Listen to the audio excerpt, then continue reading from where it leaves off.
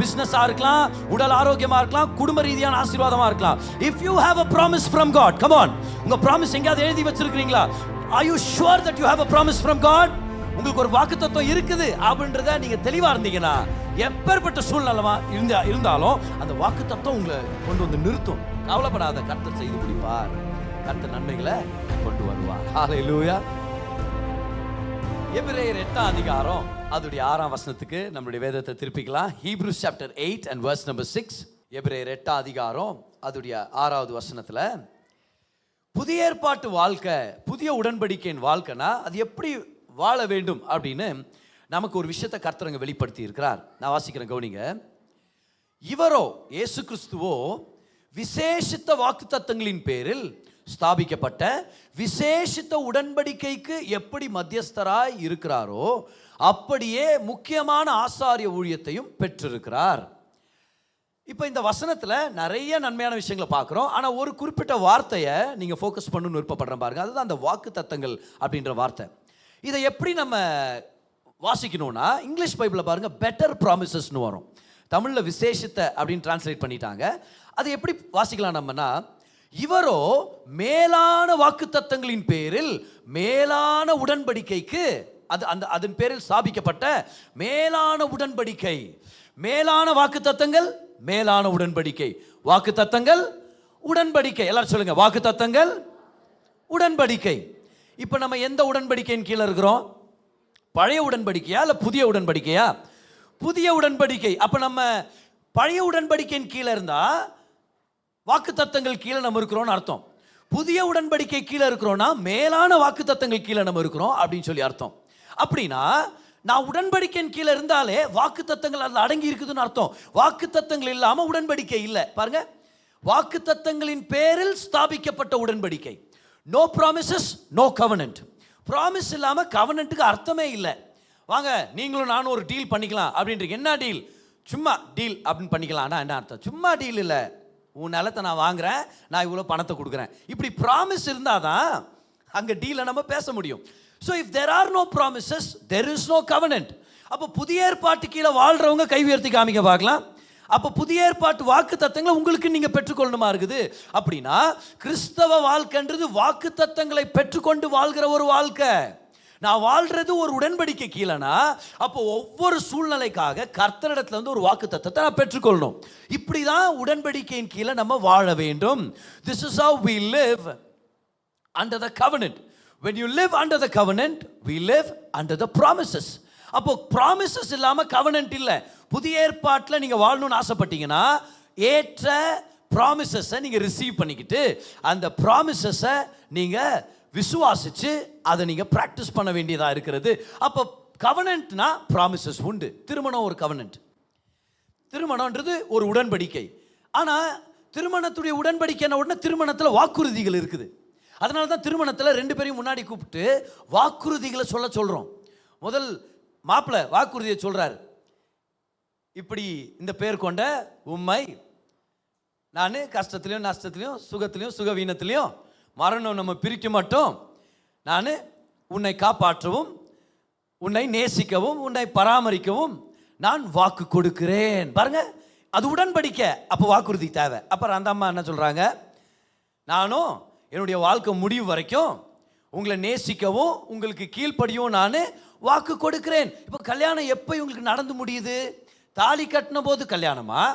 உள்ள வெள்ளை ட்ரெஸ் போட்டு உள்ள வராங்க பாருங்க, அப்போவே கல்யாணம் ஆயிடுச்சா அவங்களுக்கு? இல்லை, என்ன எப்போ தான் கல்யாணம் நடந்து முடிஞ்சிச்சு? எப்போ வாக்குறுதி கொடுக்குறாங்களோ அங்கே தான் கல்யாணம் நடக்குது.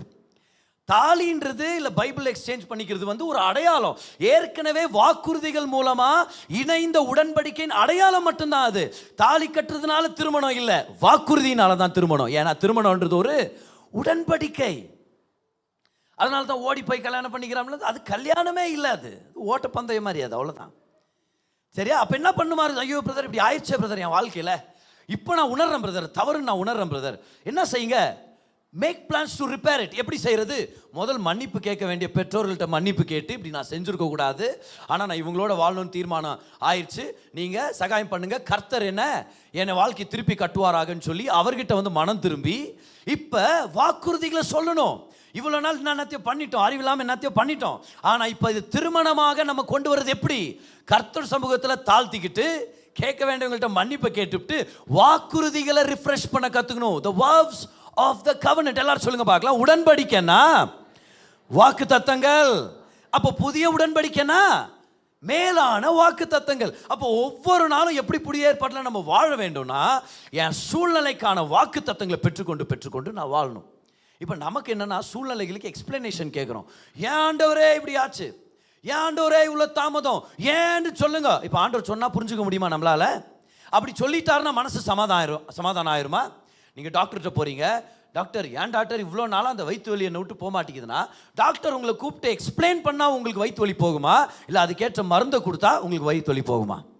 நம்ம என்ன நினைக்கிறோம்? ஆண்டவர்கிட்ட எக்ஸ்பிளைன் பண்ணுங்க ஆண்டவரே, ஏன், எப்படி, எதற்காக, யாருக்காக, யார் செய்த சூழ்ச்சி ஆண்டவரே சொல்லும் ஆண்டவர். இப்போ சொன்னா என்ன பண்ண போறீங்க?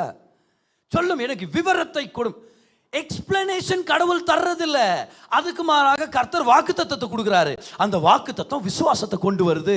ஃபர்ஸ்ட் பாயிண்ட் எழுதிங்க. இன்னைக்கு ஒரு 5 பாயிண்ட்ஸ் கொடுக்குறேன் வாக்குத்தத்தங்களை பத்தி. தேவனுடைய வாக்குத்தத்தம் நல்லா கவனிங்க, அதுதான் விசுவாசத்தை கொண்டு வருகிறது. வாக்குத்தத்தங்கள் விசுவாசத்தை சார்ந்து வேலை செய்கிறது, விசுவாசம் வாக்குத்தத்தத்தை சார்ந்து வேலை செய்கிறது, ஒன்னோடு ஒன்று கலந்தது போல. Faith rests on God's promises. விசுவாசம் தேவனுடைய வாக்குத்தத்தங்களின் மீது சார்ந்ததாக இருக்கிறது. இப்படிதான் கர்த்தருடைய வாக்குத்தத்தங்கள் நம்மளுக்கு சகாயம் பண்ணுது. பிரதர் எப்படி பிரதர் நான் நம்புறது? என் வாழ்க்கையில் விசுவாசம் வேலை செய்யணும்னா உங்களுக்கு வாக்குத்தத்தம் தேவை. ஹல்லேலூயா. ஏன்னா கர்த்தர் வாக்கு பண்ணினார்னா அவர் நிறைவேற்றுவார் என்ற உறுதி அந்த வாக்குத்தத்தத்திலே நமக்கு உண்டாகுது. விசுவாசத்தில் வளரணுமா? பிரதர் எனக்கு ஹீலிங் வேணும் பிரதர், அதுக்காக எனக்கு ஃபெய்த் வேணும். அப்போ ஹீலிங்கான ப்ராமிசஸ் எடுத்துங்க. ப்ராமிசஸ் வந்தால் ஃபெய்த் வேலை செய்யும். பிரதர் எனக்கு ஃபைனான்ஷியல் பிளஸ்ஸிங் எனக்கு வேணும் பிரதர், அப்போ ஃபைனான்சஸ்க்கான ப்ராமிசஸை எடுத்துக்கங்க. வேதத்தை வாசிக்கும் போது, பிரசங்கங்களை கவனிக்கும் போது நல்ல வாக்குத்தத்தங்களை எடுத்துக்கங்க. வாக்குத்தத்தங்களை எடுத்துட்டு சொல்லணும், இந்த வாக்குத்தத்தங்கள் மேலே என் விசுவாசத்தை வைக்கிறேன். அப்போ வாக்குத்தத்தம் இல்லாமல் விசுவாசம் வேலை செய்யறது இல்லை. அப்போ ஒரு சில பேர் பாருங்க, ஜென்ரலாக விசுவாசிப்போம். நீங்கள் உங்கள் வாழ்க்கைக்காக கர்த்தர் நல்லது செய்வார் நம்புறீங்களா? நம்புறேன் பிரதர். என்ன நம்புறீங்க? இதோ செய்வார் நம்புறேன் பிரதர். எதை வச்சு நம்புறீங்க? எந்த வசனத்தை வச்சு? இல்லை பிரதர் வசனம்லாம் இல்லை பிரதர், ஆனால் நம்புறேன் பிரதர். போது your faith does not have a target. ஃபெய்த்துக்கு ஒரு பேசிஸ் இல்லாமல் போயிடுது, ஒரு ஃபவுண்டேஷன் இல்லாமல் போயிடுது. அதனால சும்மா பொதுவாக நான் விசுவாசிக்கிறேன் அப்படின்னு சொல்லாமல், ஆண்டவரே உங்கள் வார்த்தையில் நீங்கள் சொன்னது பிரகாரம், உங்கள் தழும்புகளால் சுகம் என்னுடையதுன்னு சொன்னது பிரகாரம் நான் விசுவாசிக்கிறேன், நான் சுகமாயிட்டேன். எல்லாரும் சொல்லுங்க, வாக்கு தத்தங்களால தான் விசுவாசம் வேலை செய்யும். நம்புங்க, கர்த்தர் செய்வார் அதை. இப்போ ஒரு சில பேர் பாருங்க ஏமாற்றி விட்டுருவாங்க, ப்ராமிஸ் பண்ணிட்டு ஏமாற்றி விட்டுருவாங்க. கர்த்தர் அந்த மாதிரி இல்லை. நிறைய பேர் நம்மளை ஸ்கேம் பண்ண வர்றாங்க. பாருங்க, இந்த சிடி பிளேயர் பாருங்க, இது 10,000 ரூபா, ஆனால் உங்களுக்கு 200 ரூபாய்க்கு தரேன்னு ஒருத்தர் வித்துட்டு போயிட்டாங்க. ஓப்பன் பண்ணி பார்த்தா வெறும் ஆண் மட்டும்தான் ஆகுது.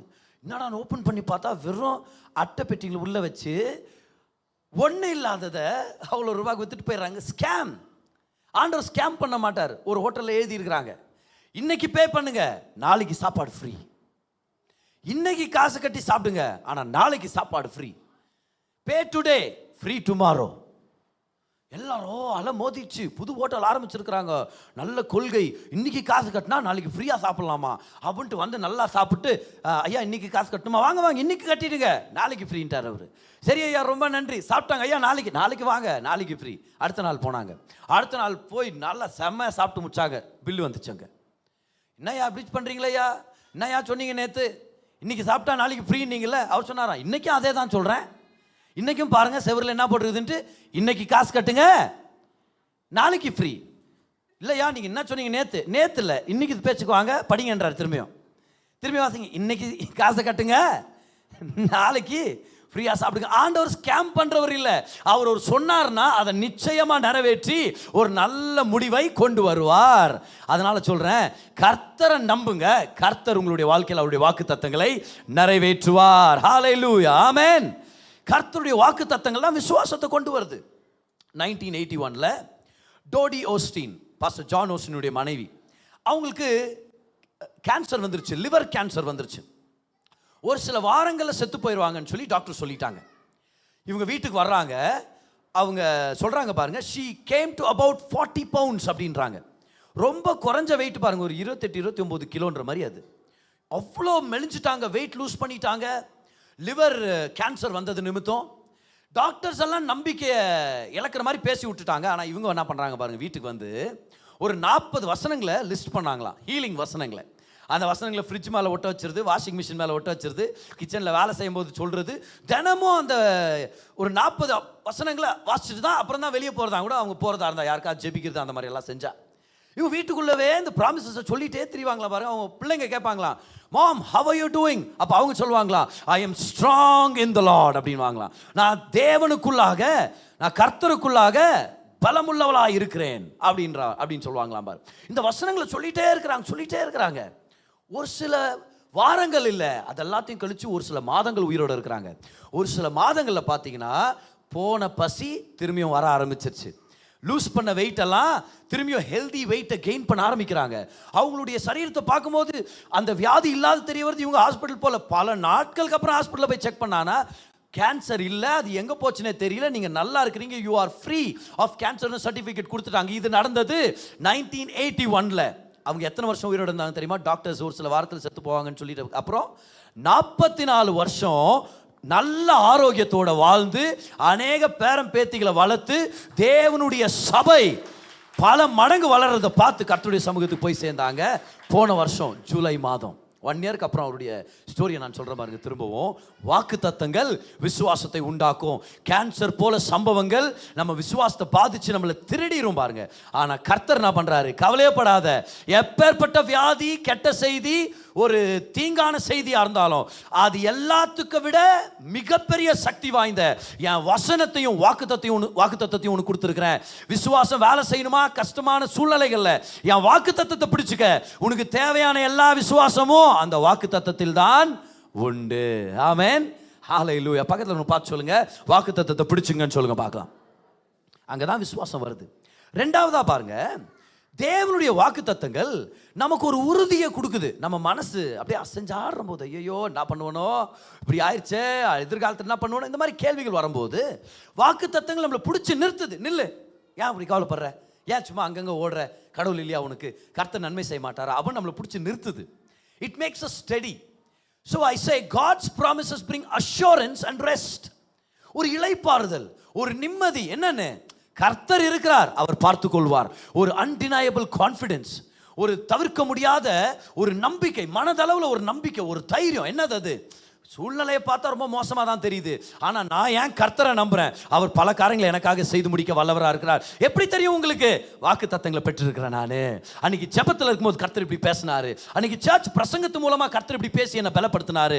இந்த வாக்கு தத்தங்களை கர்த்தர் கொடுத்ததா இருந்தா அப்போ இந்த சூழ்நிலை மத்தியில் நான் ஸ்ட்ராங்காக நிற்பேன், எனக்கு அஷ்யூரன்ஸ் இருக்குது. பாருங்க, ப்ராமிஸ் உடைய எஃபெக்ட் அதுதான். இப்போ ப்ராமிஸ்க்கும் ப்ராஃபஸிக்கும் ஒரு சில டிஃப்ரென்ஸ் இருக்குது. ப்ராஃபஸின்றது ஒரு தீர்க்க தரிசன வார்த்தை, ப்ராமிஸ்ன்றது கர்த்தருடைய வாக்கு தத்தங்கள்.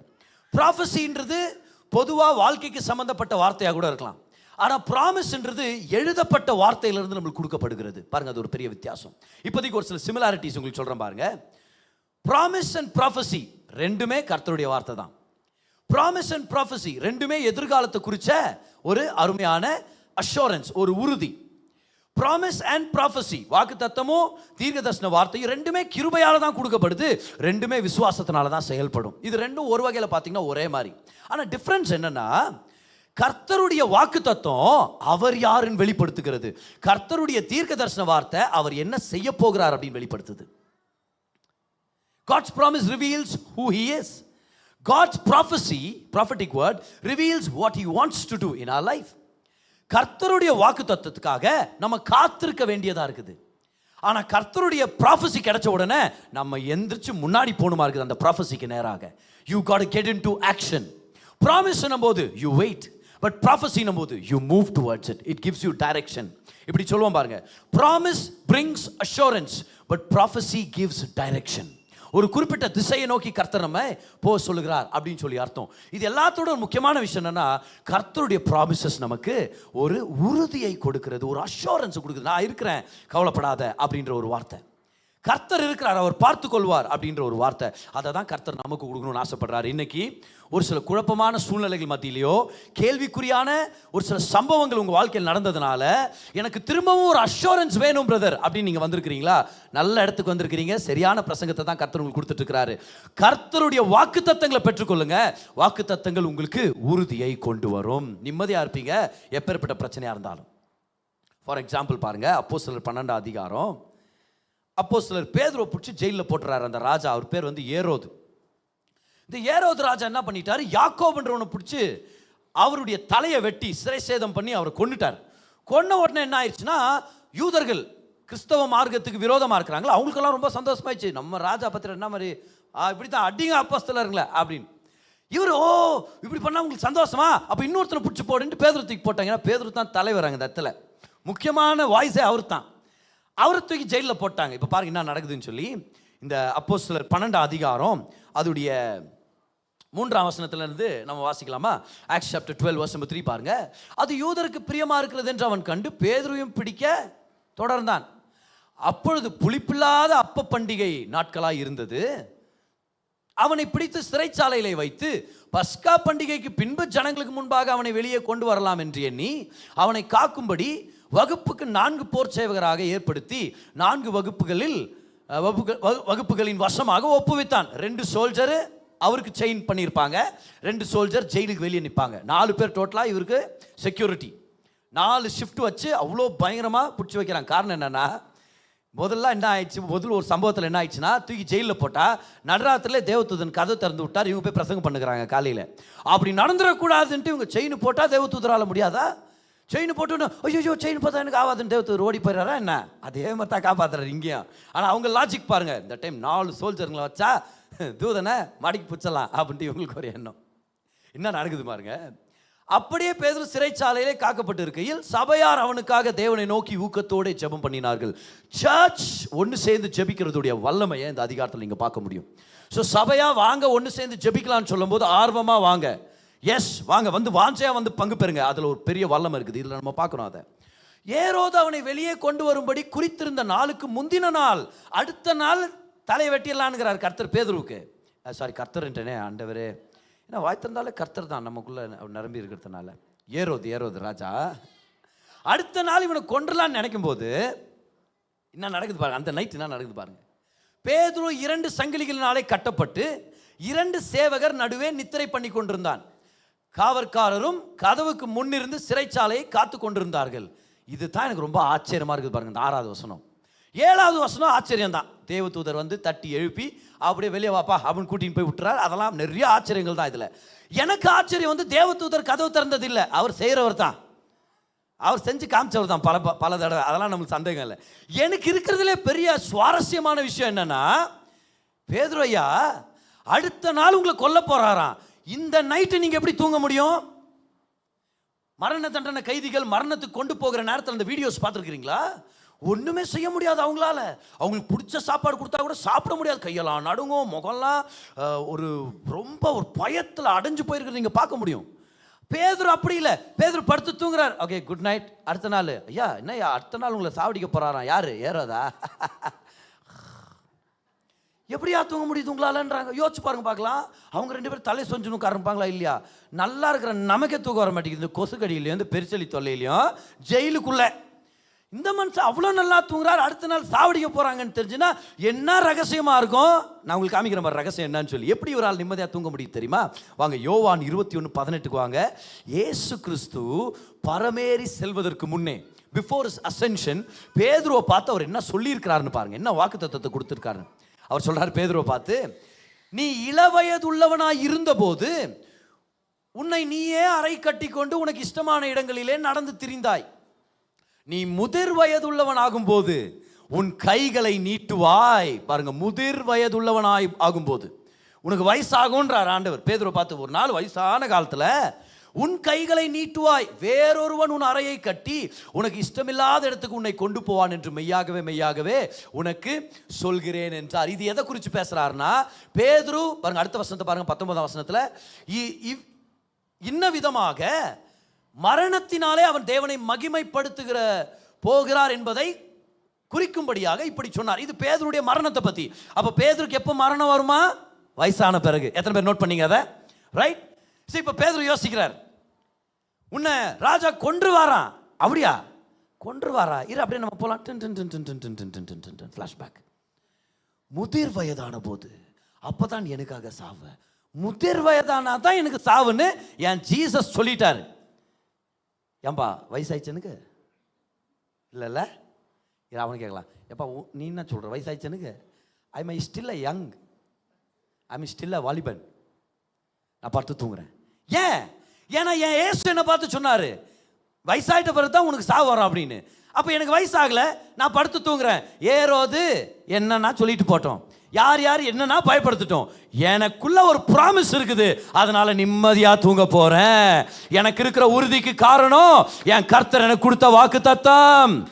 ஹல்லேலூயா. எல்லாரும் சொல்லுங்க அஷூரன்ஸ் சொல்லுங்க பார்க்கலாம். ஒரு உறுதி, ஒரு நிம்மதி, ஒரு இளைப்பாறுதல். இந்த இளைப்பாறுதல், ஜெயில் மத்தியில் இப்படி படுத்து தூங்குறாருன்னா இந்த இளைப்பாறுதலுக்கு காரணம் அடி வயிற்றிலிருந்து மூச்சு விட்டாரு. ஒரு லோட்டஸ் பூ மாதிரி உட்கார்ந்து இவர் ஒரு யோகாசனம் கற்றுக்கிட்டாரு. அப்படி இல்லை, அந்த ஊதுபத்தி வாசனையும் அந்த டொயின்ற மியூசிக்கும் அவரை அப்படியே நிம்மதிப்படுத்தி விட்டது. ஹம்முன்னார் பாருங்க, அப்படியே படுத்து தூங்கினார். அப்படிலாம் ஒன்றும் இல்லை அந்த இடத்துல. பை யோகாசனம்ன்றது விக்கிரக ஆராதனையின் வேர்லேருந்து கொண்டு வரப்பட்ட ஒரு ப்ராக்டிஸ். அதில் நிறைய பாசிட்டிவ் மாதிரி நிறைய விஷயங்களை சொல்லிட்டு வருவாங்க. எம்டி யோர் மைண்ட்னுவாங்க. ஆண்டவர் சொல்கிறார், don't empty your mind, fill your mind with my word. அவங்க சொல்லுவாங்க வெறும் மெடிடேட் பண்ணு. ஆண்டவர் சொல்றார், வெறும் மெடிடேட் பண்ணாத, என் வார்த்தையில் மெடிடேட் பண்ணு. இல்லை மனசை காலியாக்கு. மனசை காலியாக்கா சைத்தான் தான் வந்து உட்காருவான் உள்ள. மனசை காலியாக்க கூடாது, வார்த்தையினால நிரப்பணும். அதில் சொல்லி கொடுக்குற ஒவ்வொரு போஸ்டர்ஸ் எல்லாம் இருக்குது தெரியுங்களா? உட்காராசனம், குந்தாசனம், ஓகே, திரும்பாசனம், குன்யாசனம், இந்த மாதிரி எல்லாம் எனக்கு தெரியல. நான் இதுங்க எல்லாம் நீங்கள் பார்த்தீங்கன்னா ஒரு விக்கிரகத்துடைய ஒரு போஸ்டர். அதுலேருந்து இவங்க அதை கொண்டு வந்திருக்கிறாங்க. அதனால தான் நம்ம என்ன பண்ணுறோம், நம்மளுடைய பிள்ளைகளை ஸ்கூலில் சேர்க்கும் போது இந்த விஷயங்களை நம்ம ரொம்ப தெளிவாக இருக்கணும். நம்ம டீச்சர்ஸ் கிட்ட நம்ம பேசுகிறோம், இதிலெல்லாம் நம்ம சம்மந்தப்பட போகிறதில்ல அப்படின்னு சொல்லி. இப்போ இந்த இடத்துல அவருடைய சமாதானத்துக்கு என்ன ரகசியம்? அந்த இடத்துல ஜெயிலில் யாராவது ஒரு ஊதுபத்தி பற்ற வைங்கப்பா, யாராவது ஒரு வீணை மியூசிக் பாடுங்கப்பா, அந்த இடத்துல அவன் அடி வாங்கி கத்தின்னு இருக்கிறான் பக்கத்து ஜெயிலில் இருந்துன்னு. அந்த இடத்துல அதெல்லாம் கிடைக்காது. நல்லா ஞாபகம் வச்சுங்க. அதை கர்த்தருடைய வாக்குத்தத்தம் மட்டும்தான் இப்பேற்பட்ட சூழ்நிலைகளில் நமக்கு நிம்மதியை கொண்டு வர முடியும். வாக்குத்தத்தம் பெற்றவர்கள் ஒரு ஆமென் சொல்லுங்க பார்க்கலாம். அந்த நேரத்தில் பிஸ்னஸாக இருக்கலாம், உடல் ஆரோக்கியமாக இருக்கலாம், குடும்ப ரீதியான ஆசீர்வாதமாக இருக்கலாம். If you have a promise from God, come on. உங்கள் ப்ராமிஸ் எங்கேயாவது எழுதி வச்சிருக்கிறீங்களா? Are you sure that you have a promise from God?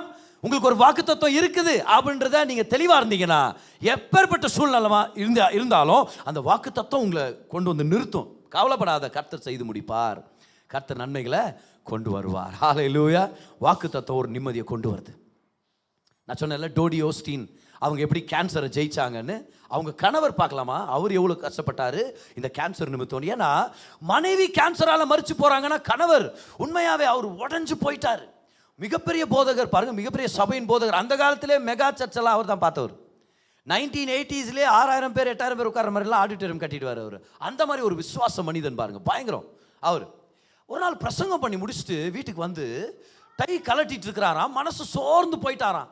ஆண்டவரே, நான் ஆயிரங்களுக்கு பிரசங்கம் பண்ணுறேன், நீங்கள் நல்லவர்னு பிரசங்கம் பண்ணுறேன், இங்கே என் மனைவி கேன்சர் வியாதினால் மறிக்க போகிறாங்கன்னு சொல்லிட்டாங்க, எப்படி நான் தைரியமாக பிரசங்கம் பண்ணுவேன்னு சோர்ந்து போயிருக்கிறாரா. பைபிளை கட்டில் மேலே வச்சிருக்கிறாரு பாருங்க. பைபிள் இப்படி கட்டில் மேலே வச்சிருக்கிறாரு. பைபிள் அப்படி கீழே அப்படி அது பெட்டில் லேண்ட் ஆன உடனே ஆட்டோமேட்டிக்காக ஓப்பன் ஆகுதான் பாருங்க. ஓப்பன் ஆகிட்டு ஒரு 2-3 பேஜ் திரும்புதான். அந்த டெஸ்டிமனி எனக்கு ஞாபகம் வருது பாருங்க. as if an invisible hand was turning the page. அப்புறம் ஜஸ்ட் ஒரு few pages அவ்வளோதான். அப்படி கீழே போடுறாரு, ஓப்பன் ஆகுது, டக்கு டக்கு டக்கு ஸ்டாப் ஆகுது. இவர் நினைச்சாராம், சரி இது ஓப்பனாக இருக்குது, இவருக்கு தோணுது வாசிக்கலாம், அது என்னதான் இருக்குது வாசிக்கலாம்னா, அவர் போய் வாசிக்கிற இடம் எது தெரியுமா? சங்கீதம் 105 அதுடைய 37ஆம் வசனம். அவர்கள் கோத்திரங்களில் பலவீனப்பட்டவன் ஒருவனும் இருந்ததில்லை. அந்த கோத்திரங்களில் பலவீனப்பட்டவன் ஒருவனும் இருந்ததில்லை. கர்த்தர் சொன்னா, கர்த்தர் தான் எனக்கு வாக்குத்தத்தத்தை கொடுத்திருக்கிறாரு சொன்னாரா பாருங்க. கர்த்தர் எனக்கு ப்ராமிஸ் கொடுத்திருக்கிறாரு, நிச்சயம் என் மனைவி இதை ஜெயிச்சுட்டு வருவாங்க. அந்த புயலின் மத்தியில் கர்த்தர் ஒரு வாக்குத்தத்தத்தை கொடுத்தார். இன்னைக்கு உங்க புயலின் மத்தியில் உங்களுக்கு கர்த்தர் விவரங்களை தரமாட்டார், அதுக்குன்னு பேஜாராயிடாதீங்க. எக்ஸ்பிளைன் பண்ண மாட்டார், பேஜாராயிடாதீங்க. மார்த்தாள் வந்து கேட்குறாங்க இயேசு கிறிஸ்து கிட்ட, நீங்க இருந்திருந்தா என் தம்பி செத்துருக்க மாட்டான். அப்போ ஆண்டவர் மார்த்தாளை உட்கார வச்சு, பாருங்க மேடம், உங்களை மேடம் கூப்பிட்டா பரவாயில்லையா? ஓகே, எஸ் உட்காருங்க, ஒரு கிளாஸ் ஒரு ஜூஸ் எடுத்துன்னு வாங்க மார்த்தாளுக்கு. அதாவது இப்படியாப்பட்ட அப்படியாப்பட்ட ஒன்றும் எக்ஸ்பிளைன் பண்ணல. அவர் சொல்றார், நானே உயிர் தெழுதலும் ஜீவனுமா இருக்கிறேன். அது எக்ஸ்பிளனேஷனா ப்ராமிஸா? கர்த்தர்கிட்ட வந்தா எக்ஸ்பிளனேஷன் தராரா ப்ராமிஸ் தராரா? ஏன்னா ப்ராமிஸ் தான் ஃபெய்த்தை கொண்டு வருது, எக்ஸ்பிளனேஷன் இல்லை. ப்ராமிஸ் தான் நிம்மதியை கொண்டு வருது. மூணாவதா பாருங்க, கர்த்தருடைய வாக்கு தத்தங்கள் அழிவதில்லை. God's promises never die, never die. ஏன்னா இந்த ப்ராமிசஸ் ஜீவனுள்ள ப்ராமிசஸா இருக்குது.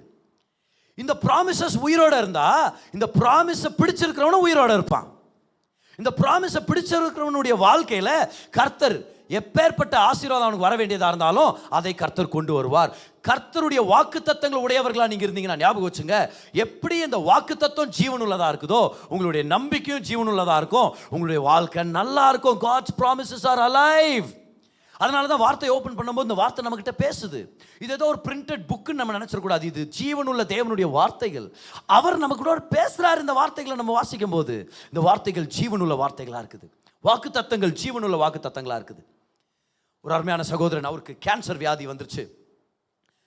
அவருக்கு 6 மாசம் தான் கொடுத்துருக்காங்க டாக்டர்ஸ். 6 மாசத்துல 6 மாசம் நீங்க இருப்பீங்க உயிரோட அப்படின்னு சொல்லி அனுப்பி விட்டாங்க.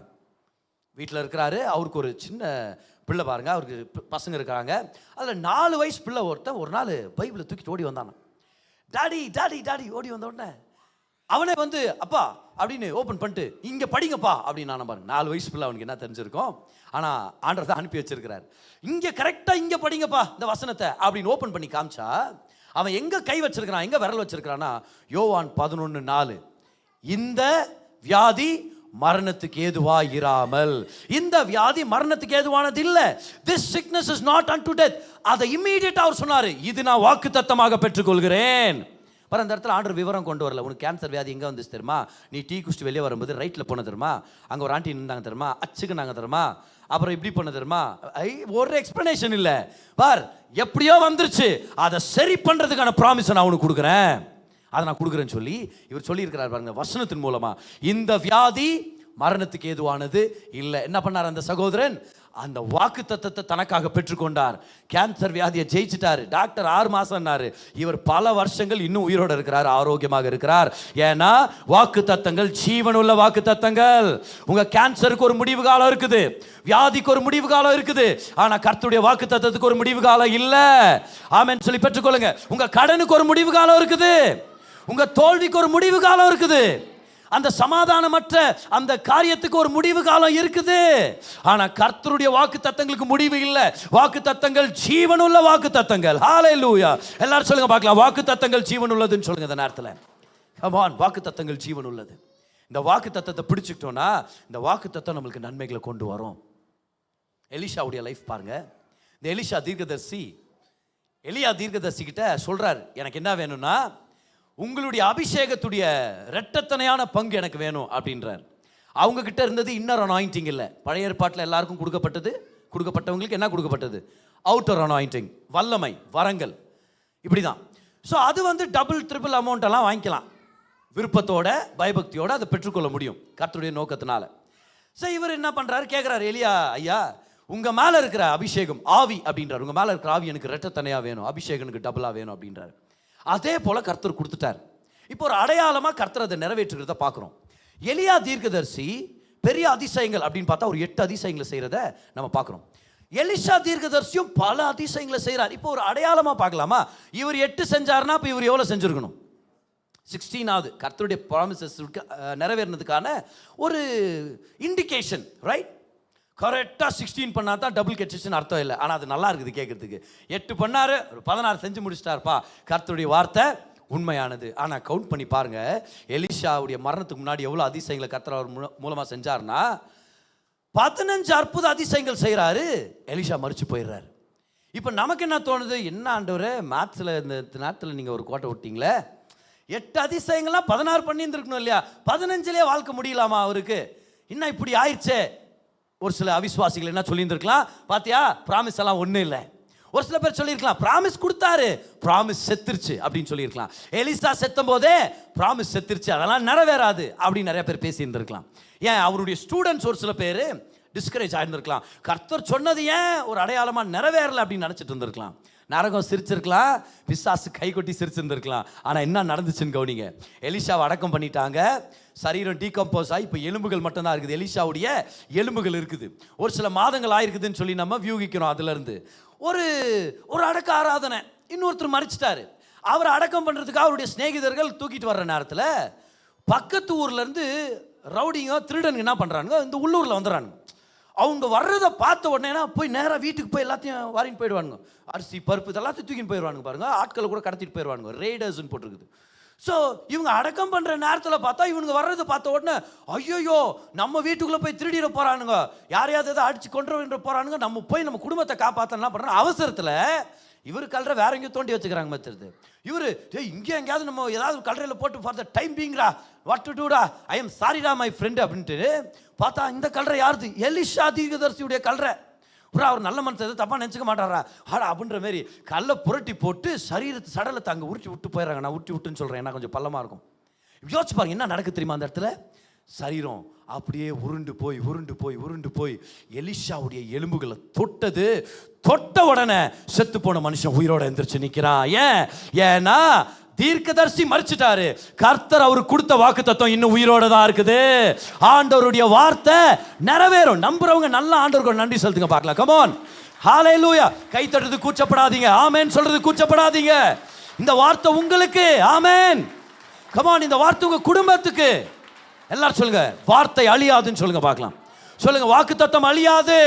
கை உயர்த்தி சொல்லுங்க பார்க்கலாம். உலகமே அழிஞ்சு போனாலும் வாக்குத்தத்தம் அழியாது. ஹalleluya. கர்த்தர் நிறைவேற்றுவார், கர்த்தர் நிறைவேற்றி முடிப்பார். பாருங்க மத்தேயு 24:35 பாருங்க. வானமும் பூமியும் ஒளிந்து போனாலும் என்னுடைய வார்த்தை ஒருபோதும் ஒளிந்து போகாதுன்னு கர்த்தர் சொல்றார். வானமும் பூமியும் ஒளிந்து போலாம், என் வார்த்தைகளோ ஒளிந்து போவதில்லை. அப்படின்னா என்ன அர்த்தம்? கர்த்தர் உங்களுக்கு ஒரு வாக்குத்தத்தத்தை கொடுத்துட்டாருன்னு வச்சுங்களேன், ஆனா அது நடந்து முடிக்கிறதுக்குள்ள உலகம் அழிஞ்சு போயிடுச்சுன்னு வச்சுங்க. இப்ப என்ன பண்றது? கர்த்தர் சொல்றாரு, உலகம் அழிஞ்சு போயிடலாம், நான் கொடுத்த வார்த்தை அழிஞ்சு போகாது. அப்ப நான் என்ன பண்ணுவேன்? உனக்காக இன்னொரு உலகத்தை உண்டாக்கி அந்த உலகத்துல உன்னுடைய வாக்குத்தத்தத்தை நான் நிறைவேற்றுவேன். இதை தான் கர்த்தர் நம்ம கிட்ட சொல்லிட்டு இருக்கிறார், நமக்கு ஞாபகப்படுத்திட்டு இருக்கிறார். நான் சொன்னேன்னா அதை நிறைவேற்ற நான் வல்லவராக இருக்கிறேன். நான் உனக்கு கொடுத்த ப்ராமிஸை நான் நிறைவேற்றுவேன். முதலாவது நம்ம பார்த்தோம், தேவனுடைய வாக்குத்தத்தங்கள் விசுவாசத்தை கொண்டு வருகிறதுன்னு பார்த்தோம். நம்ம ரெண்டாவதா நம்ம கத்துக்கிட்டோம், தேவனுடைய வாக்குத்தத்தங்கள் உறுதியையும் இளைப்பாறுதலை கொண்டு வருகிறது. மூன்றாவதா நம்ம பார்க்கிறோம், தேவனுடைய இளைப்பாறுதல்கள், தேவனுடைய வாக்குத்தத்தங்கள் அழிந்து போவதில்லை. வாக்குத்தத்தங்கள் நம்ம வாழ்க்கையில நிம்மதியை கொடுத்து, சந்தோஷத்தை கொடுத்து, சமாதானத்தை கொடுத்து நம்மை வழி நடத்துகிறது. அது அழிஞ்சு போறதே இல்லை. If you have a promise from God, if you have a promise from God, கர்த்தர்கிட்ட வாக்குத்தத்தங்களை பெற்றிருக்கிறீங்களா? எழுதி வைங்கன்னு சொல்றேன் நான். அறிக்கை செய்யுங்க. காலையில் எந்திரிக்கும் போது அந்த வாக்குத்தத்தங்களை ஞாபகப்படுத்திங்க. நைட் தூங்கும் போது அந்த வாக்குத்தத்தங்களை ஞாபகப்படுத்திங்க. உங்க சமாதானத்தை குலைக்கிற மாதிரி என்ன பிரச்சனை வந்தாலும் அந்த வாக்குத்தத்தத்தை வாய் திறந்து சொல்லுங்க. ஃபார் எக்ஸாம்பிள், உங்களுக்கு ஏதோ ஒரு வியாதி, ஆனா நீங்க வேதத்தை வாசிக்கும் போது ஒரு குறிப்பிட்ட வசனம் உங்களுக்கு வெளிச்சமா தெரியுது. அந்த குறிப்பிட்ட வசனம் உங்க மனசை ரொம்ப ஆழமா தொடுது. அது என்னது? அது வார்த்தை அனுப்பி அவர்களை குணமாக்கினா. நீங்க அதை பிடிச்சிக்கிட்டீங்க. அதை பிடிச்சிட்டு வார்த்தைகளை எடுத்துக்கிறீங்க. ஆண்டவரே வார்த்தையை வாசிக்கிறேன், என்ன சுகமாக்குங்க. இப்போ டாக்டர் ரிப்போர்ட் வருது, என்னன்னு முதல்ல இருந்ததை விட வியாதி ஜாஸ்தியாச்சு. இப்போ நீங்க என்ன பண்ணணும்? அது இருக்குது ஒரு பக்கம் ஒரு ரிப்போர்ட், ஆனால் இன்னொரு பக்கம் நான் பார்க்குறேன், கர்த்தர் எனக்கு ஒரு வாக்குத்தத்தம் கொடுத்தாரு. அன்னைக்கு நான் வேதத்தை வாசிக்கும் போது வார்த்தையை அனுப்பி குணமாக்குறேன்னு சொல்லிட்டாரு. அதனால வார்த்தையை பெற்றுக்கொள்கிற இடத்துக்கு நான் என்ன அர்ப்பணிக்கிறேன். I am receiving the word right now. I am receiving the word. இந்த வார்த்தை எனக்கு சமாதானத்தையும் சந்தோஷத்தையும் சுகத்தையும் கொண்டு வரும். Hold on to the promises of God. கர்த்தர் சொன்னார்னா அவர் நிறைவேற்றி முடிக்க வல்லவராக இருக்கிறார், செய்து முடிப்பார். நான் சொல்கிறேன், அவர் உங்களை ஸ்கேம் பண்ண மாட்டார். ஆண்டவர் மோசடி பண்ணுறவர் இல்லை. சொன்ன வார்த்தையை சொன்ன மாதிரியே சூப்பராக நிறைவேற்றுகிறவர் தான் நம்மளுடைய தேவன். ஹல்லேலூயா. பாருங்க இந்த வசனத்தை லூக்கா 8ஆம் அதிகாரம் 50 லூக்கான்னு சொல்லிட்டு வாங்க. 1 ராஜாக்கள் 8:56 வாங்க. 1 ராஜாக்கள் 8ஆம் அதிகாரம் 56ஆம் வசனம். 1 ராஜாக்கள் 8:56 பாருங்க. தாம் வாக்குத்தத்தம் பண்ணினபடியெல்லாம் தம்முடைய ஜனமாகிய இஸ்ரவேலுக்கு இளைப்பாறுதலை அருளின கர்த்தருக்கு ஸ்தோத்திரம். அப்போ வாக்குத்தத்தத்தினால இளைப்பாறுதல் வந்துச்சு. இது வந்து ப்ராமிஸ் லேண்டை பற்றி பேசுகிறார், லேண்ட் ஆஃப் ரெஸ்ட், அதை பற்றி பேசுகிறார். அப்புறம் பாருங்க, அவர் தம்முடைய தாசனாகிய மோசையை கொண்டு சொன்ன அவருடைய நல்வார்த்தைகளில், அவருடைய வார்த்தைகள் நல்வார்த்தைகள், ஆமென், நல்வார்த்தைகளில் எல்லாம் ஒரு வார்த்தையானாலும் தவறி போகவில்லை. ஹல்லேலூயா. எல்லாரும் சொல்லுங்க பார்க்கலாம். அவர் சொன்னதுல ஒரு வார்த்தையும் தவறி போகவில்லை. ஒரு வார்த்தை கூட அவர் கேஷுவலாக பேசல. ஒரு வார்த்தை கூட சும்மா வச்சுக்கா முடிஞ்சா செய்கிறேன் நான் அப்படின்னு இல்லை. ஏதோ பார்க்கலாம் அப்படின்லாம் ஆண்டவர் சொல்கிறதே இல்லை. நான் சொன்னேன்னா அதை எப்படியாவது ஒரு வழியை உண்டாக்கி நான் செய்வேன். ஹல்லேலூயா. இல்லை பிரதர், வழியே இல்லை பிரதர். நீங்கள் வாக்குத்தத்தத்தை ரிசீவ் பண்ணிக்கங்க.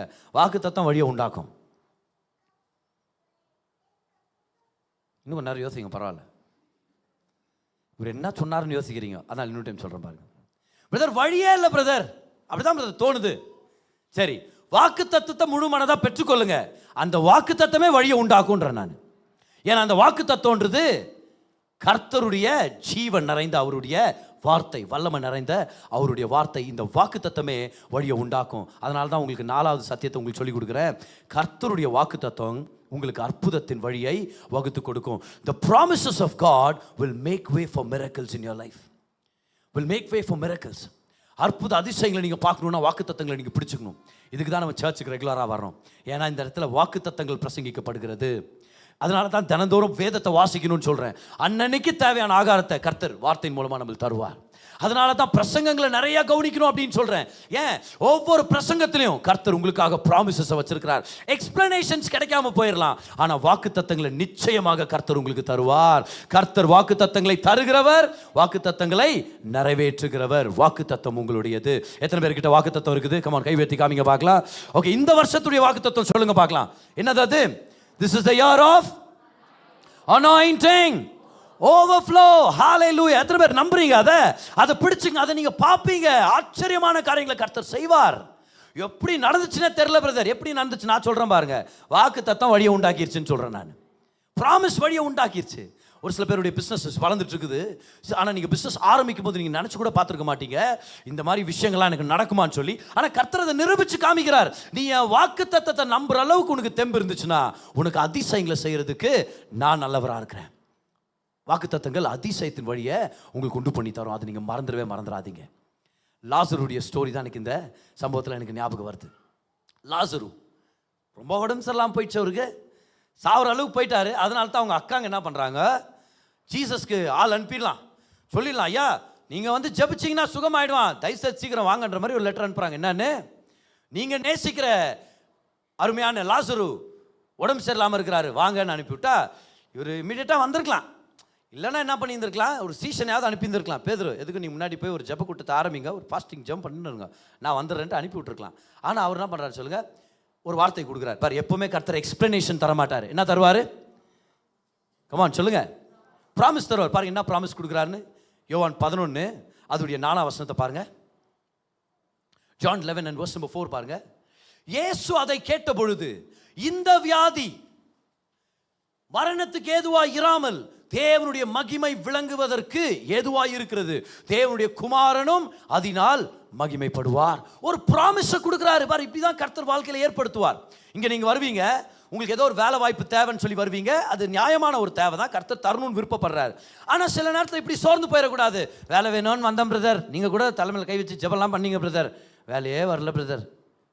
எப்போ பிரதர் பண்ண? நேற்று தான் பண்ணீங்க பிரதர், காலையிலே தூதன் தருவார் நினச்சேன் பிரதர், வரல பிரதர். சரி, இப்போ வந்தால் நல்லது, வரலன்னா கர்த்தர் வேலை செய்யலன்னு அர்த்தம் இல்லை. ஆனால் நேற்று சர்ச்சுக்கு வரும்போது என்ன பிரதர் கிடைச்சிச்சு? ஒரு வார்த்தை கிடைச்சிச்சு பிரதர், நான் உன்னை பார்த்துக்கிறேன், உன்னை வழி நடத்துறேன்னு கர்த்தர் ஒரு வார்த்தை பேசினார். அதை பிடிச்சுங்க. வர வேண்டிய வேலை வாய்ப்பு நிச்சயமா வரும், கிடைக்க வேண்டிய சுகம் நிச்சயமா கிடைக்கும், திறக்க வேண்டிய வாசல் நிச்சயமாய் ஹல்லேலூயா 100%. சொல்லுங்க பார்க்கலாம் அந்த வார்த்தையை. 100%. சில பேர் எப்படி சொல்ற 101% ஆகும் பிரதர். அப்ப அப்படி எதுவுமே இல்லை மேத்ல. ஆனால் சொல்ற 100% நிச்சயமாக நடக்கும். எல்லாரும் சொல்லுங்க, நிச்சயமாக நடக்கும் சொல்லுங்க பார்க்கலாம். சொல்லுங்க 100% சொல்லுங்க பார்க்கலாம். வாக்கு தத்துவம் உள்ளவங்க சத்தமா ஆன்சர் பண்ணுங்க. நீங்க வியாதியை விட்டு வெளியே வர்றது பாசிபிளா? 100% சொல்லுங்க.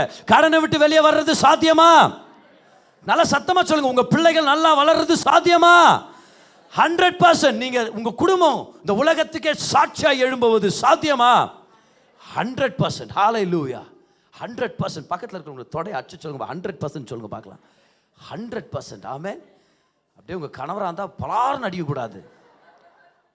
ஆவியானவர் பேசும்போது 2 அடி அடித்து சாத்திடலாம் அந்த மனுஷனை. அப்படி பண்ணக்கூடாது. நீங்கள் நாங்கள் சின்ன பசங்களாக இருக்கும்போது எங்களுக்கு ஒரு அருமையான ஃப்ரெண்டு இருந்தாங்க, ஒரு நேபர். அந்த ஆண்டி அவங்க வீட்டுக்கு போவோம். அங்கே அவங்க கூட உட்காந்து சில டைம் இந்த கார்ட்டூன் இதெல்லாம் பார்த்துன்னு இருப்போம். எல்லாம் குட்டி குட்டி பசங்க, நான் என் தங்கச்சி தம்பியெல்லாம். அந்த ஆண்டி நடுநடுவில் சீரியல் மாற்றிட்டு சீரியல் பார்க்குவாங்க. ஆனால் அவங்க பக்கத்தில் உட்காந்தோன்னு வச்சுக்கோ, நாங்கள்லாம் சின்ன பசங்க, இந்த சீரியல் ஏதோ நடக்கும், தா அப்படின்னு ஒரு பட்டுன்னு ஒரு அடி விழும்.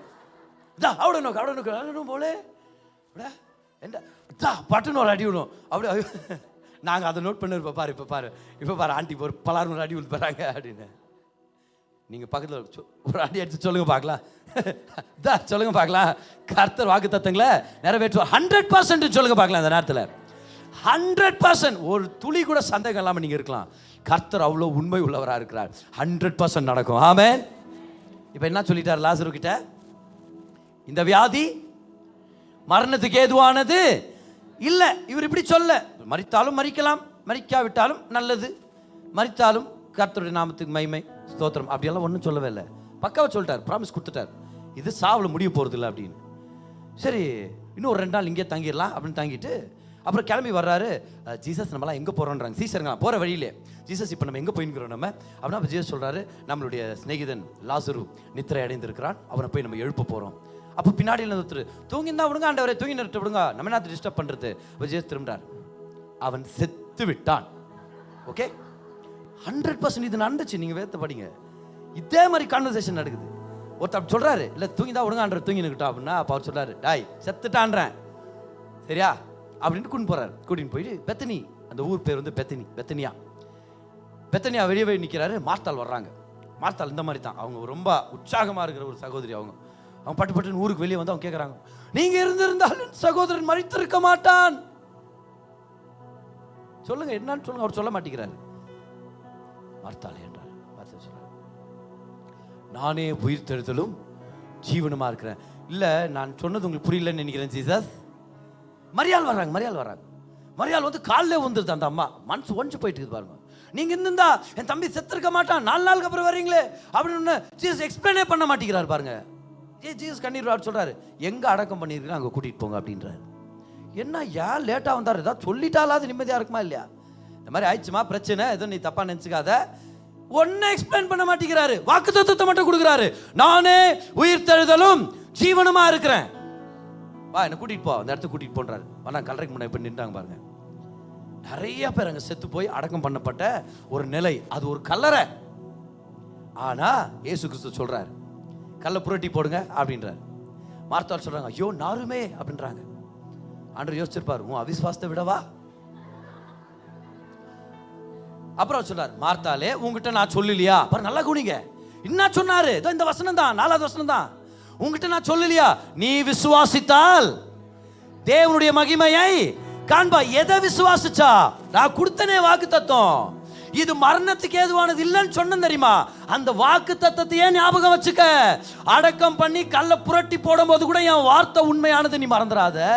நீ விசுவாசித்தால் தேவனுடைய மகிமையை காண்பாய். கல்லை புரட்டி போடுங்கன்றாரு. கல்லை புரட்டி போட்டாங்க. இவர் கூப்பிடுறாரு, லாசருவே வெளியே வா. லாசரு அடக்கம் பண்ண போடும் போது அந்த துணிகளால் சுற்றி டைட்டா இறுக்கி சுற்றி அப்படியே விட்டுருது, அப்படி சுற்றி விட்டுருது. ஆனா அவர் வெளியே வர்றாரு. எப்படி வந்தாரு? வார்த்தையுடைய வல்லமை. ஒரு பைபிள் பிக்சர்ல போட்டு அப்படியே குச்சி வர்றாருன்ற மாதிரி, அப்படியே ஒரு புழு மாதிரி வர்றாருன்னு காமிக்கிறாங்க. ஒரு இடத்துல அவர் அப்படியே லெவிடேட் ஆகி வர்றாரு. அப்படியே அந்த ட்ரே அப்படியே வெளியே வருது, லெவிடேட் ஆகி வர்றாரு. எப்படியோ ஆனா கர்த்தர் வார்த்தை சொன்னார்னா அது நிச்சயமா நடக்கும். இப்ப ஒரு சில பேர் இப்படி சொல்றாங்க, பிரதர் நல்ல வேலை லாசருவே வெளியே வான்னு சொன்னார் பிரதர். அவரு ஏன்னா இருக்கிற இடம் கல்லறை. லாசருவே வெளியவான் பேர் சொன்னதுனாலதான் கரெக்டா லாசரு வந்துட்டாரு. இதே வெறும் வெளியே வான்ட்டு தான் அத்தனை பேர் வெளியே வந்திருக்குவாங்களே, ஆண்டவரே இத பாத்தீங்களா அப்படின்ற. நான் என்ன சொல்றேன், இல்ல இப்ப இப்படி கவனிங்க, லாசருன்னு ஒருத்தர் தான் இருப்பாராங்க. லாசருன்றது ஒரு சாதாரண பேரு, எலியேசர் என்ற பேருடைய இன்னொரு வெர்ஷன், அவ்வளவுதான். அங்க பல பேர் அடக்கம் பண்ணப்பட்டிருக்கிறாங்க லாசருன்னு சொல்லி. ஆனா எல்லாரும் கவனிங்க, ஆனா வாக்கு தத்தத்தோட மரிச்சு போனவன் ஒரே லாசரு தான். யாருக்காவது புரிஞ்சுச்சா என்ன சொல்றேன்ட்டு? நிறைய லாசருக்கள் அங்க இருந்தாங்க, அவங்க எல்லாருமே மரிச்சு போயிட்டாங்க. ஆனா ஒரு லாசரு வாக்கு தத்தத்தை பெற்றுக்கொண்டு மரித்து போனான். என்ன வாக்கு தத்தம்? இந்த வியாதி மரணத்துக்கு ஏதுவானது இல்ல. சோ அன்னைக்கு கர்த்தர் லாசருவே வெளியவான்னு சொல்லும் போது பரிசுத்த ஆவியானவர் பரதீசிக்கு போயிருப்பாருன்னு சொல்றேன் நான். பரதீசினா பாரடைஸ், அங்கதான் செத்து போனவர்கள் வைக்கப்பட்டிருக்கிறாங்க. சோ அங்க நல்ல மனிதர்கள் ஆபிரகாம், ஈசாக், யாக்கோபு எல்லாம் அங்கதான் இருக்கிறாங்க. அங்க உட்கார்ந்து நிறைய லாசருங்க அல்பாம் சிக்கனோ பார்பெக்யூ பீஃப் உட்காந்து எல்லாம் ஆராம சாப்பிட்டு இருக்கிறாங்க. நல்லா சூப்பரா இருக்குது, அருமையா இருக்குது, ஐ லவ் த பாரடைஸ்ன்றாங்க. லாசருவே வெளியே வா. அப்புறம் தான் லாசர் எல்லா லாசரும் எந்திரிச்சிருப்பாங்களா இல்லையா? அன்னைக்கு என்னதான் கூப்பிடுறாரு? நான் தான் போணுமா? ஆவியானவர் உள்ள இறங்கி வந்து சொல்லியிருப்பாரு, நீ லாசரே இல்லை, நீ நாசர். ஆனா நீ தான் அந்த லாசர். வாக்கு தத்தத்தோட மரிச்சு போனவன் நீதான். இந்த வியாதி மரணத்துக்கு ஏதுவா இல்லைன்னு யார் பெற்றுக்கொண்டது? ஐயா நான் தான். வா மேல. ஆவியானவர் கூட்டிட்டு வந்துட்டார். அப்படின்னா அர்த்தம், நீ செத்து போலாம், உன் மேல சொல்லப்பட்ட வாக்கு தத்தம் சாகவே இல்லை. அதனால அந்த வாக்கு தத்தமே அற்புதத்துக்கு வழியை உண்டாக்கி இருக்கிறது. வாக்கு தத்தம் பண்ணவர் உங்களை விசிட் பண்ணுவார். Come on, சத்தமா ராமன் சொல்லுங்க பார்க்கலாம். If you carry the promise, the one who gave you the promise will visit you. இன்னொரு தடவை சொல்றேன், வாக்கு தத்தம் பெற்றவர்களா நீங்க இருந்தீங்கன்னா வாக்கு தத்தம் பண்ணவர் உங்களை விசிட் பண்ணுவாரு. அவர் விசிட் பண்ணிட்டாருன்னா அன்னைக்கு நிறைவேறும் அந்த வாக்கு தத்தம். ஹalleluya. come on, எல்லாரும் சொல்லுங்க பார்க்கலாம், எனக்கு வாக்கு பண்ணவர் என்ன விசிட் பண்ணுவாரு. அவர் விசிட் பண்ற நாள் தான் நிறைவேறுதலின் ஒரு நாளா இருக்கும். கர்த்தர் ஆபிரகாம்ட்ட அதான் சொல்றாரு, பார் உற்பவ காலத்திலே ஏற்ற காலத்துல நான் வருவேன், நான் வரும்போது உனக்கு குழந்தை பிறக்கும். கர்த்தர் சொல்றாரு. 99 வயசு ஆயிடுச்சு பாருங்க ஆபிரகாம் அந்த வார்த்தை கேட்கும்போது. ஆனா கர்த்தர் சொல்றாரு, நான் வரும்போது when I visit you, you will have a baby. In other words, when God gives you a promise, he doesn't forget you. He holds the promise. வாக்குத்தத்தத்தை பிடிச்சுக்கிறாரு. அந்த ஏற்ற காலம் வரும்போது அவரே வந்து அந்த வாக்குத்தத்தத்தை நிறைவேற்றியும் தருவார் உங்களுக்கு. Number 5 ஞாபகம் வச்சுங்க. Number 4 we go keep stay in number 4. God's promises will make the way for miracles. Pastor Andrew ஓமாக்ன்றவர் என்னுடைய ஆவிக்குரிய குரு, ஆவிக்குரிய தகப்பன்மார்கள் அவர் ஒருத்தர். அவருக்கு 2 மகன்கள். 2 பேரை குறித்தும் கர்த்தர் தீர்க்க தரிசன வார்த்தைகளை கொடுத்திருக்கிறார். இளைய மகன் பெரிய பிள்ளையை விட சீக்கிரமாவே அவர் ரட்சிக்கப்படுவான், கர்த்தருக்காக பெரிய காரியங்களை செய்வார்ன்ற வாக்குத்தத்தங்கள் அவருக்கு இருக்குது. ஒரு நாள் பாருங்க, அவங்க ஊர்ல இருக்கிறாங்க, இவங்க இன்னொரு இடத்துல இருக்கிறாங்க. இவருக்கு கால் வருது. மூத்த மகன் கால் பண்றான், அப்பா தம்பி இறந்துட்டான்ப்பா அப்படின்றான். தம்பி இறந்துட்டான்ப்பா. என்னடா சொல்றேன்னு கேட்குற அந்த ஒரு பேச்சு வாக்கில் இப்படி நடந்திருக்குன்ற நான். அவங்க இங்கிலீஷ்காரங்க, நான் அதை தமிழில் நான் உங்களுக்கு முடிஞ்ச அளவுக்கு நான் கொண்டு வர்றேன். அதை இமேஜின் பண்ணுங்க. அப்பா சொல்லியிருக்காங்க இல்ல தம்பி இறந்துட்டான். கவனிங்க, அவனுடைய துணியை கலட்டி அவனை அந்த பிரேத பெட்டியில் வச்சுட்டாங்க, ஐஸ் பாக்ஸில் வச்சிருக்கிறாங்க. காலில் மார்ச்சுரியில் இருக்குது சரீரம், காலில் ஒரு டேக் போட்டிருக்கிறாங்க, அந்த கார்ப்ஸுடைய நம்பர், பிணத்துடைய நம்பர்ன்ற மாதிரி கொடுத்துட்டாங்க. இது 100% டெட்னு கன்ஃபார்ம் ஆயிடுச்சு. இவருடைய மனைவியும் காரில் உட்காந்து டிரைவ் பண்ணிட்டு போகிறாங்க. போகிற நேரத்தில் எவ்வளோ இமோஷ்னலான நேரம் அது. விசுவாசம் வேலை செய்யுமா நீங்கள் சொல்லுங்க பார்க்கலாம். அந்த நேரத்தில் எவ்வளோ துக்கங்கள் வந்து அட்டாக் பண்ணும். ஆனால் அந்த நேரத்தில் இவர் சொன்னாராம், வாய் திறந்து சொன்னாராம், முதல் ரிப்போர்ட்டு தான் கடைசி ரிப்போர்ட்டுன்னு யார் சொன்னது? என் கர்த்தர்கிட்ட வல்லம் இருக்குது, உயிர்த்தெழுதல் வல்லம் இருக்குது, அவர் செய்வார்னு இவர் துதிக்க ஆரம்பிச்சாராம். பாருங்க, துதிக்க ஆரம்பிச்சார். Let price be your number 1 response. வாழ்க்கையில் கெட்ட செய்தி வரும்போது துதிக்கிறது தான் உங்களுடைய முதல் ரெஸ்பான்ஸாக இருக்கும். துடிக்கிறது இல்லை, ஐயோ என்ன பண்ணுறது, இல்லை துதிக்கிறது. கர்த்தர் பெரிய காரியங்களை செய்வார். இவர் துதிக்கும் போது ஆவியானவர் சொன்னாராம், அவன் மேல வாக்கு தத்தங்கள் இருக்குதே, மறந்துட்டியா? கர்த்தர் வாக்கு தத்தங்களை கொடுத்தாரே உன்னுடைய இளைய மகனுக்கு, எப்படி அவன் மறிச்சு போலாம்? வாக்கு தத்தங்கள் இருக்குதுன்னா அவன் நிச்சயமா உயிரோட வருவான். இவர் கார்ல டிரைவ் பண்ணிட்டு இருக்கும் போதே சொன்னாராம், இயேசுவின் நாமத்தில் என்னுடைய இளைய குமாரன் உயிரோடு வருவானாக, இன் ஜீசஸ் நேம் கம் பேக்னு கார்ல ஜெபம் பண்ணிட்டு சமாதானமா அப்படியே அந்நிய பாஷையில ஜெபம் பண்ணிட்டு வராங்களாம். பாருங்க, வந்து கதவை தட்டி திறக்கிறது யாரு? செத்து போயிட்டான்னு சொன்னாங்களே அவன் அந்த பிரேத பெட்டியிலேருந்து வெளியே எந்திரிச்சு வந்து அவன் உயிரோட இருக்கிறான், ஆரோக்கியமா இருக்கிறான், இன்ன வரைக்கும், இந்நாள் வரைக்கும். வாக்கு தத்தங்களோட நீங்க மறிச்சு போக முடியாது. In other words, things may change, but the promise always stays alive. The promise always stays alive. அதான் இந்த அருமையான போனஸ் பாயிண்ட் உங்களுக்கு தரணும்னு ஆசைப்படுறேன். பாருங்க, if what you see does not match with what God has promised you, then what you see is not permanent. Then what you are seeing will change.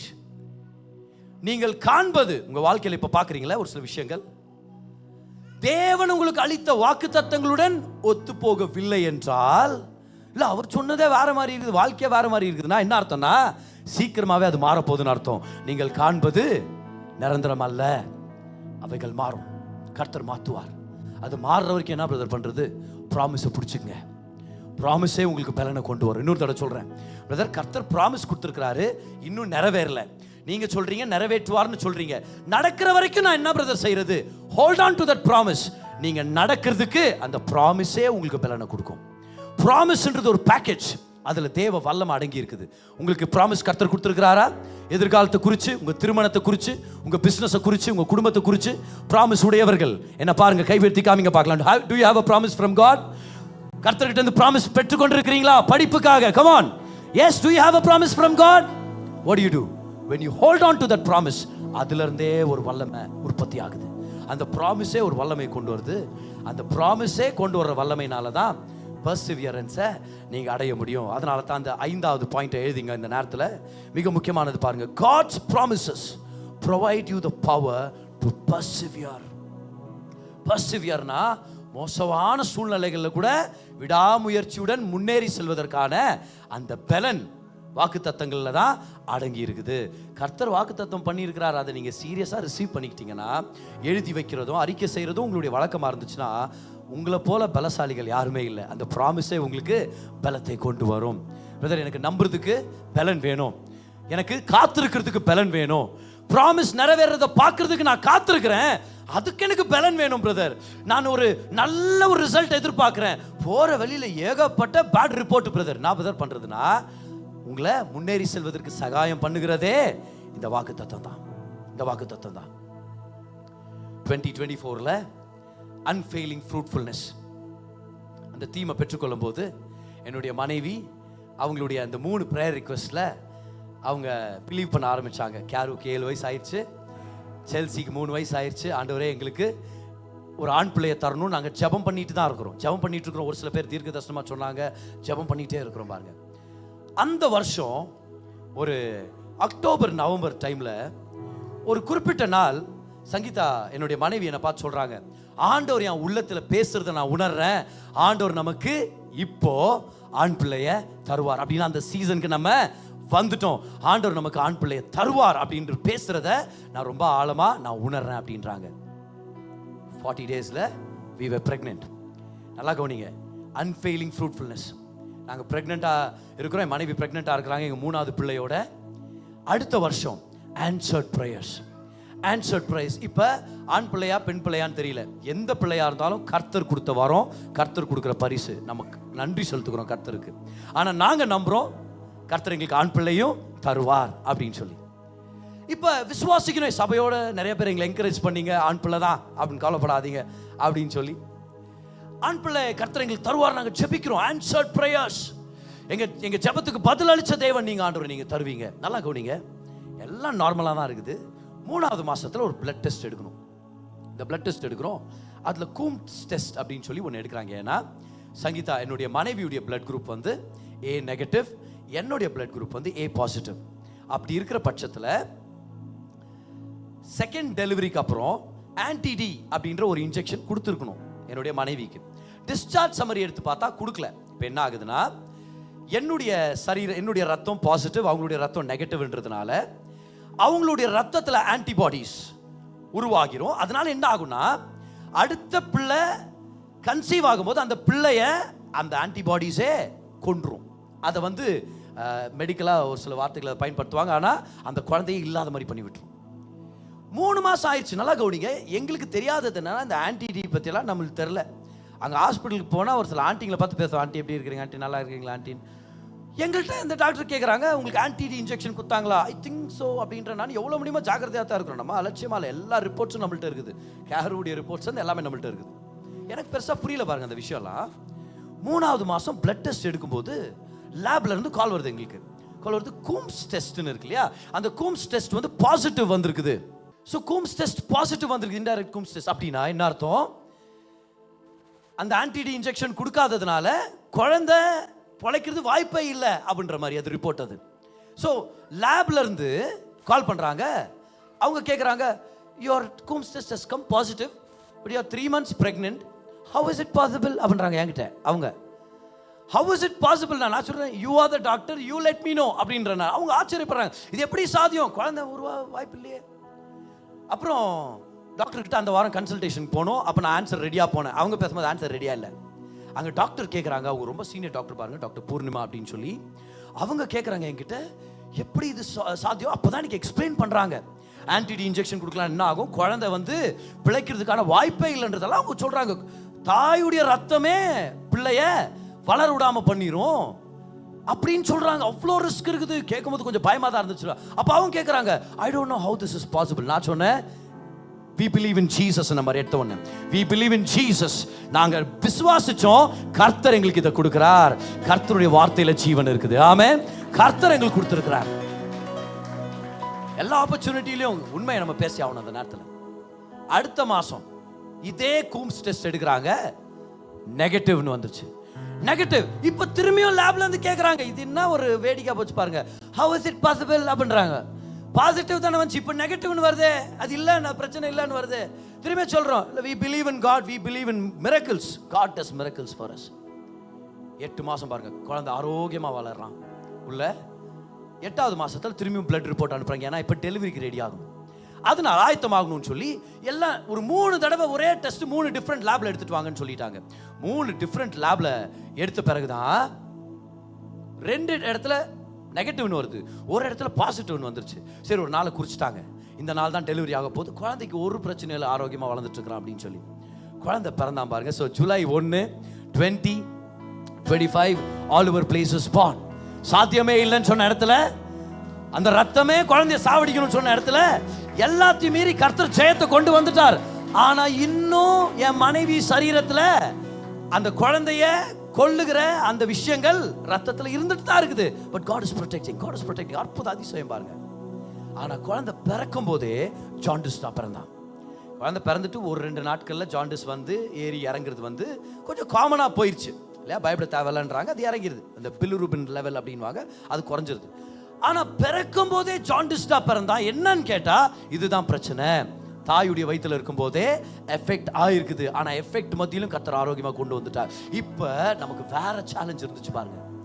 இப்போ Oliver NICUல நம்ம இருக்கணுமா இருந்துச்சு. 15 நாட்கள் NICU பாருங்க. தாய் உள்ள போய் பார்க்கலாம், தகப்பன் வெளியேந்து மட்டும் பார்க்க முடியாது. அது ரொம்ப வித்தியாசமான ஒரு அனுபவம் பாருங்க. 15 நாட்கள் வார்டு கொடுப்பாங்க, திரும்பி NICU.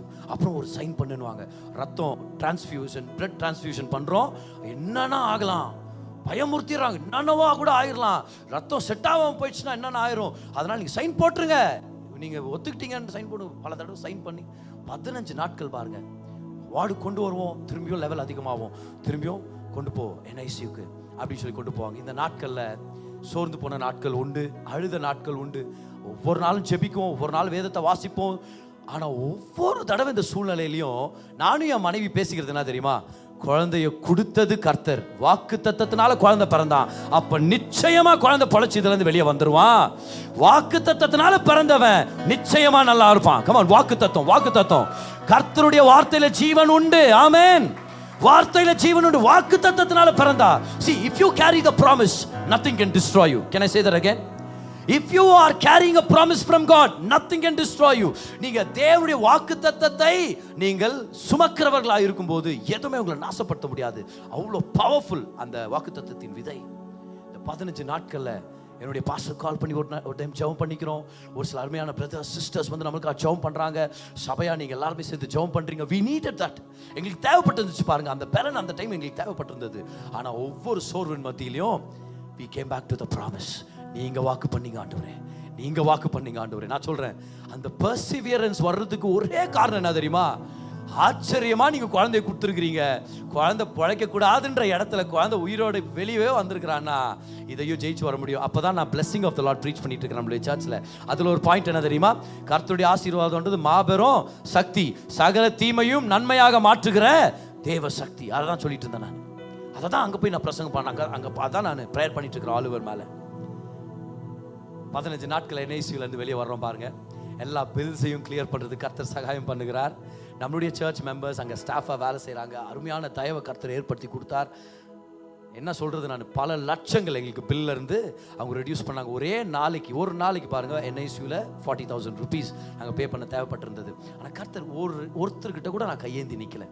நானும் என் மனைவியும் ஒரு தடவை கூட அந்த அக்கௌண்ட்ஸ் டிபார்ட்மெண்ட்டில் போய் ஏதாவது குறைக்க முடியுமான்னு பாருங்க. ஒரு தடவை கூட, ஒரே ஒரு தடவை கூட கர்த்தரே வேலை செய்ய ஆரம்பிக்கிறார். அவங்க உள்ளத்தில் பேசுவார், இவங்க உள்ளத்தில் பேசுவார்.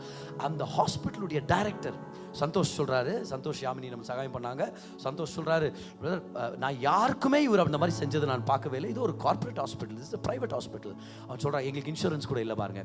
ஆனால் அவர் சொல்கிறாரு, உங்களுக்கு அவர் செஞ்சுருக்கிறாரு, பல லட்சங்களை கம்மி பண்ணார் நமக்காக. அன்னைக்கு டிஸ்சார்ஜ் ஆகிறோம். ஃபைனலாக டிஸ்சார்ஜ் ஆகும்போது இது எவ்வளோ பெரிய சாட்சி இது அப்படின்னு காண்பிக்கிறதுக்காக கர்த்தர் நம்மளை எனேபிள் பண்ணியிருக்கிறார் பாருங்க.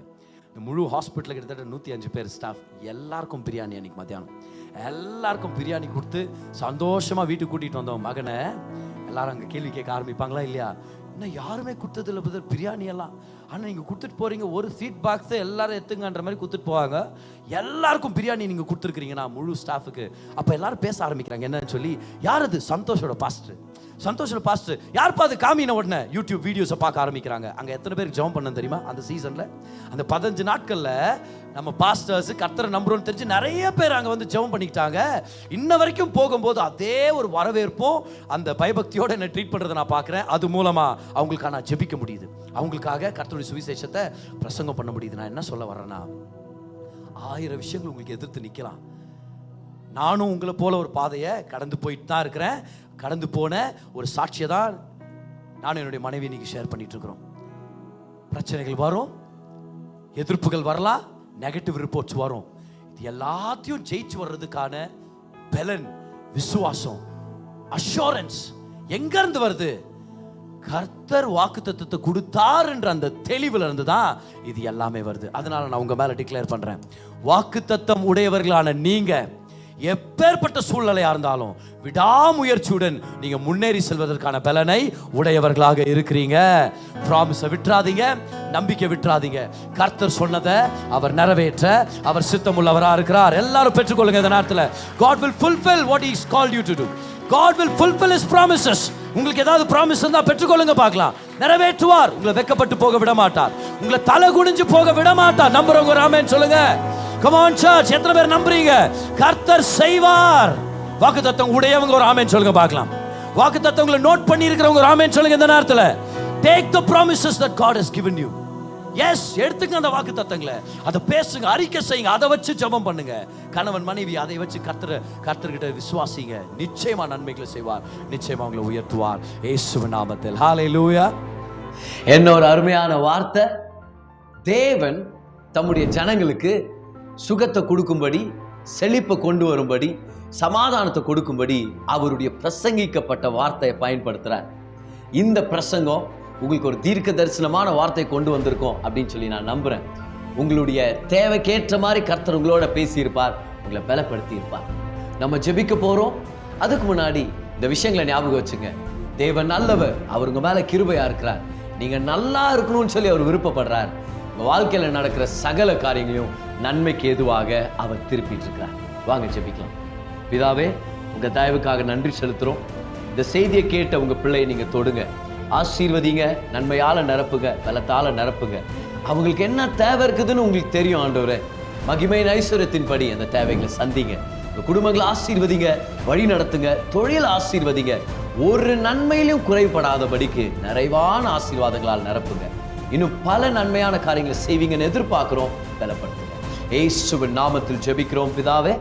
ஆமென், ஆமென்.